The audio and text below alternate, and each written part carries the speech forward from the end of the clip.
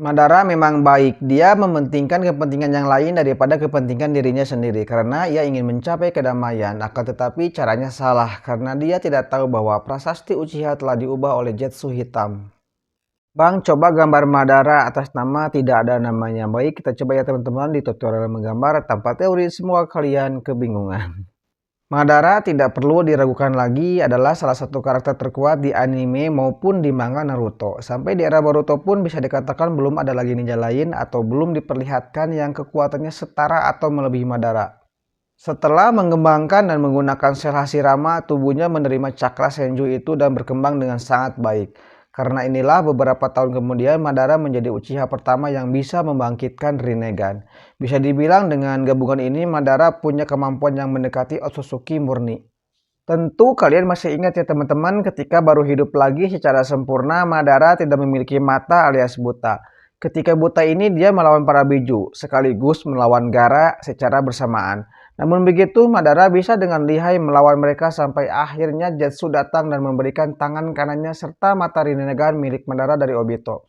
Selain itu, ketika melawan Hashirama pun Madara tidak menggunakan Rinnegan dan belum menggunakan sel Hashirama, namun bisa bertarung seimbang.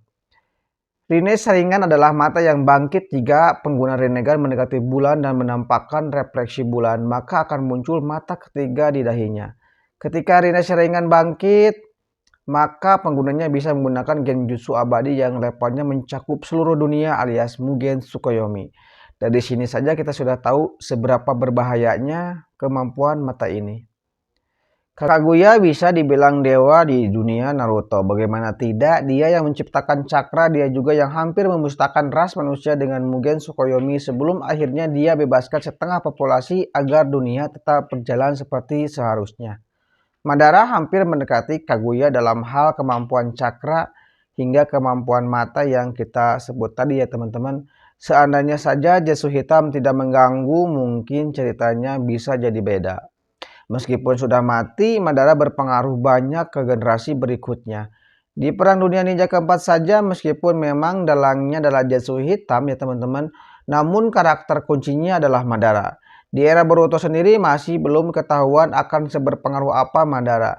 Namun ini cerita yang masih berjalan, bisa jadi nanti Madara tetap ambil bagian mau secara langsung maupun tidak langsung. Tidak hanya itu, bahkan penelitiannya tentang sel Hashirama pun masih berguna sampai sekarang di era Boruto. Pada dasarnya Madara memang baik ya, dia mementingkan kepentingan yang lain daripada kepentingan dirinya sendiri. Karena ia ingin mencapai kedamaian, akan tetapi caranya salah karena dia tidak tahu bahwa prasasti Uchiha telah diubah oleh Zetsu Hitam. Apa yang akan terjadi jika Madara tidak terpengaruh oleh Zetsu Hitam? Apakah dia akan banyak membunuh? Apakah dia akan membangun desa kembali? Atau mungkin dia akan membuka akademi? Tulis di kolom komentar ya teman-teman. Nah teman-teman, hanya bagian matanya yang saya merahkan ya teman-teman, selebihnya hanya hitam putih saja. Sengaja untuk bagian pengarsiran dan pewarnaannya sengaja saya percepat ya, biar durasinya tidak terlalu panjang. Mohon maaf bila gambarnya jelek, semoga kalian menyukainya dan semoga kalian dapat mencoba di rumah dengan sangat mudah. Selamat mencoba, lakukan dengan perlahan, nikmati semua prosesnya, jangan pernah terburu-buru. Karena semua hal itu butuh proses. Goodbye.